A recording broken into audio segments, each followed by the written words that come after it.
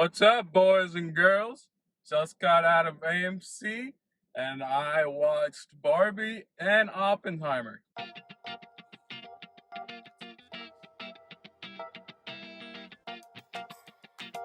That funny was so moving.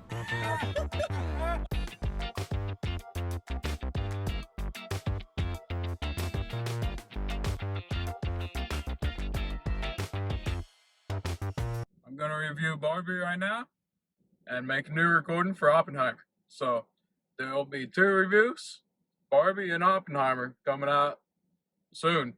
They'll both come out on the same day. So if you're watching one of these, the other one will be posted as well. So you can go watch that one as well. My Barbenheimer Day is what I've been calling this. My Barbenheimer Day, which I wore my Cookie Monster and Gingerbread Man Vincent Van Gogh t-shirt. Because, what a crazy mix these are. Just like Barbie and Oppenheimer. Barbenheimer. Let's review some Barbie here. Barbie was really good. It was very strange. It was a lot darker than I was expecting it to be. It was a lot more mature than I was expecting it to be as well. Like I had seen the trailers and I did know that there was a few jokes here and there, of course, that was gonna go over the kids' heads, but still appeal to the more mature audience. But there was a lot more in the Barbie movie that was said. Like, they actually said penis and vagina at one point, and I wasn't expecting that. So if you're planning on taking your kids, just know that they do say penis and vagina at one point, and spoiler for the end of the movie, but she goes to the gynecologist or something. Yeah, she makes an appointment for the gynecologist right at the end. And that's how the movie ends. So spoiler there. But yeah. It's a great film. It's a great film. The casting was phenomenal. Margot Robbie as Barbie, and then even the narrator, who I forget who they had narrating. Well, let me just look. I have Helen Mirren. That's who I thought. Helen Mirren was the narrator, and even the narrator at one point said something about because Barbie was being sad and saying she wasn't pretty or something like that, and the narrator said, "Man, if the producers or if Mattel really wanted to hit this point home, they should have went with a different casting other than Margot Robbie, because Margot Robbie is like one of the most beautiful women." That's what Helen Mirren was saying, the narrator. Anyway, Margot Robbie as Barbie was perfect casting. Ryan Gosling as Ken was great. And then Issa Rae as President Barbie. And Michael Cera as Alan. And then trying to pull everyone off the top of my head. I know I have the cast list here. Secret Invasion. Kingsley Ben-Adir as another Ken, and Simu Liu as another Ken. Dude, phenomenal casting. And then you got Emma Mackey from Sex Education playing one of the Barbies. You got you've got Will Ferrell playing CEO of Mattel, which was great. I was expecting his role in this movie to be more like, I knew he was supposed to be the CEO of Mattel, but I assumed it was going to be more funnier, like his role in Lego Movie, but the whole movie with just them um, making fun of men and making fun of women. Like they make fun of everyone. It just the whole the whole concept of the Barbie movie was hilarious. I thought it was hilarious. And some men may get hurt by watching this movie and think they're making fun of them, like their personal selves, but whatever. If men get hurt from this movie, whatever. I think all the jokes landed and that they were hilarious. I was laughing throughout the entire film for every joke. I thought it was hilarious. But oh, and then you got Kate McKinnon as Weird Barbie. Uh, she was pretty funny as Weird Barbie.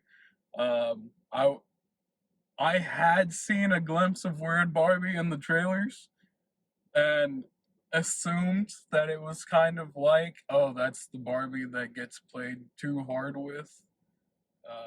Like the kid is a troublemaker and like cuts Barbie's hair and everything all the time. I assumed that's what it was, and that's exactly what it was. I assumed right. Trying to think of who else I didn't mention. Oh, we got a cameo of John Cena as a mermaid kid. That was pretty funny. When John Cena shows up as a mermaid and he's like, "I'm Ken."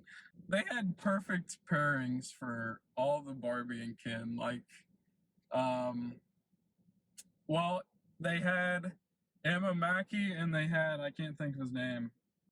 Oh, I don't think I'm gonna be able to pronounce that name. Nakudi Gawa, Nakudi Gawa. I know I'm mispronouncing that name, but he was also in Sex Education with Emma Mackey. Them being paired up as Barbie and Ken, that was pretty cute.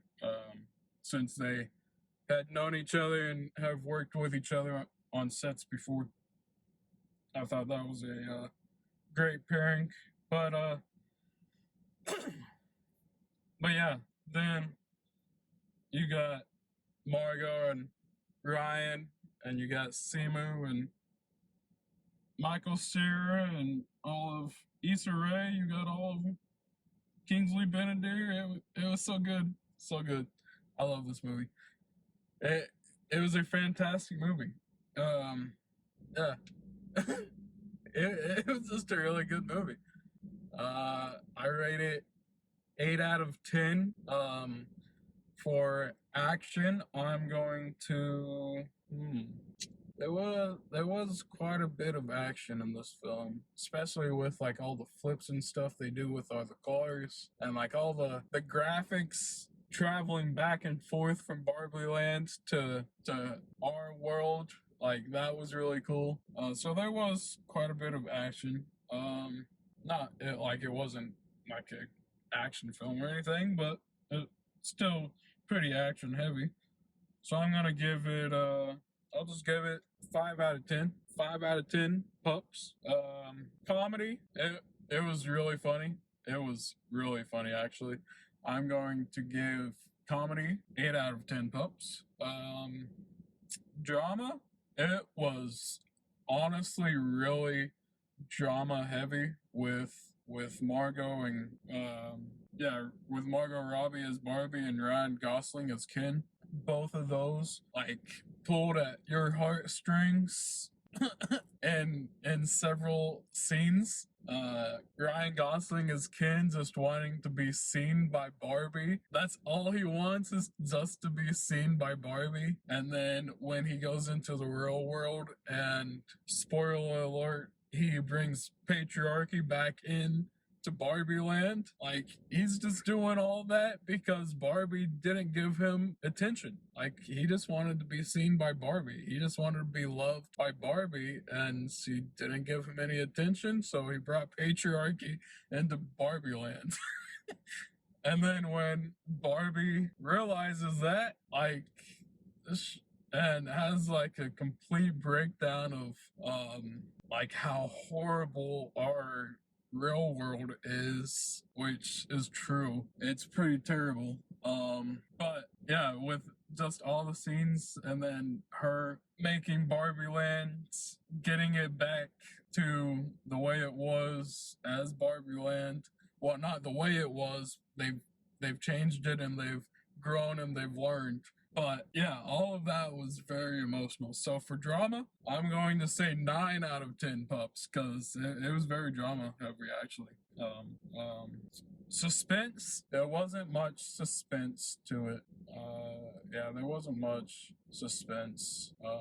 So I'll just give suspense 2 out of 10 pups. And for horror, there wasn't any horror at all. So I'll give horror 0 out of 10 pups. And I'm not promoting this movie at all. I'm not telling you should go watch this in theaters. But I watched this in theaters and I really enjoyed watching this in theaters. I enjoyed both Barbie and Oppenheimer. I enjoyed Barbenheimer in theaters. So if that's what you want to do, that's what I recommend doing, is watching it in theaters. Again, I'm not telling you to go watch it in theaters. I'm not telling you that that's what you should do.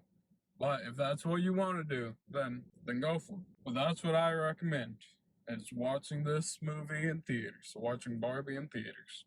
And again, I rate the whole movie 8 out of 10.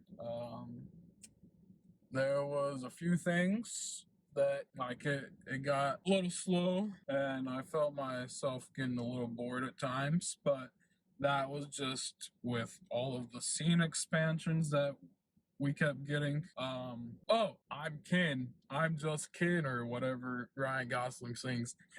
What a great song, dude. What a great song. I wasn't expecting to walk out of that theater singing I'm Ken.